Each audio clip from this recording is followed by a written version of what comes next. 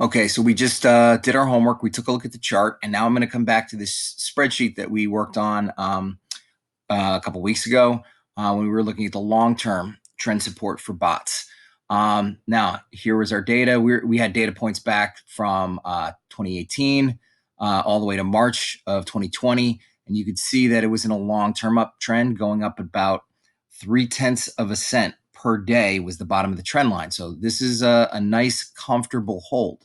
Okay, you can pretty much buy this and hold this for a couple of years without getting scared out.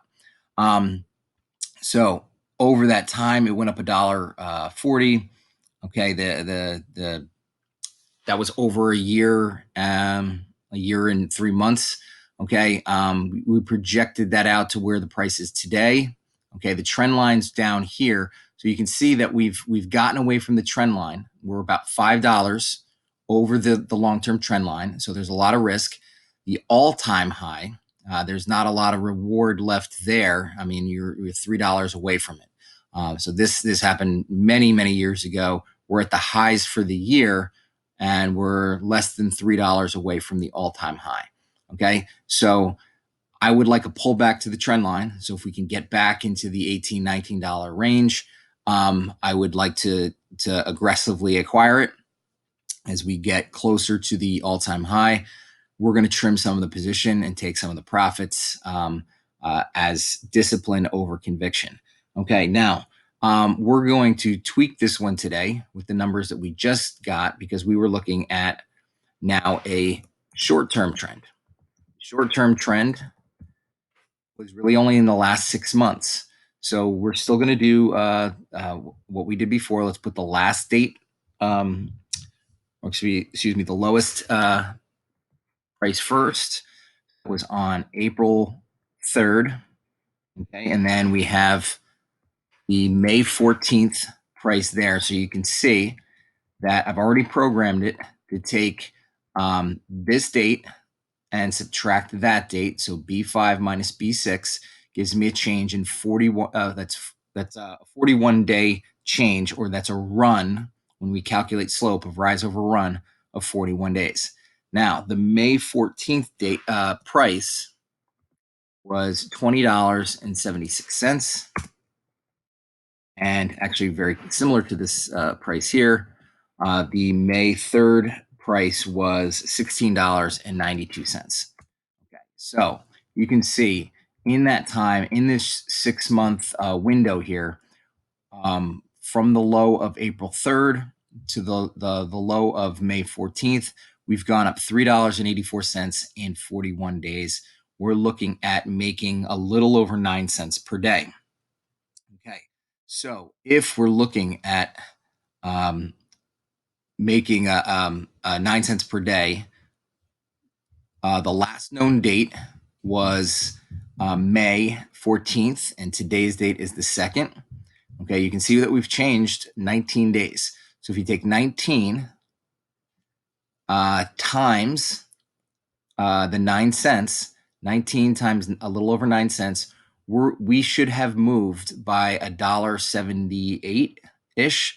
Okay, so you can see that this is drawing from E9 and multiplying it by C12. So that's the days since the last low times the slope of the trend line will give you this value. So this is how much we should have moved from that last low. Okay, so if we add the 178 to the last low in May, that takes us to $22.54. So that's where my trend line price should be. Now, we're not far off that trend line. Okay, so you've got $1.07 worth of risk based off of where today's price is. That's not a whole lot of risk when you compare it to the price of the stock rate, price of the ETF right now. I keep saying stock. I'm sorry. Now the all-time high is going to be 286. So we're risking $1 to make a little bit less than 3. Not a great setup, but fair. Okay, I would prefer it closer to this and further away from that, and I'd feel a little bit better. Now, even though this sector is doing very well, I'm still going to want to keep an eye on the overall health of the market, Because if the overall health of the market just kind of rolls over and the S&P and the Dow start to head down or trend down, it's going to be very difficult for a sector in an uptrend to really fight the negativeness of the overall market. So it's kind of like a salmon going upstream. So in the short term, I'm very positive on this, and this is the price I'd be looking to purchase it at. This is a price that I'd be looking to trim some position or take some profits there. Now, I'm not going to do it today, but in a later video, I'm going to use that March 26th price of 1872 to calculate the top of the channel.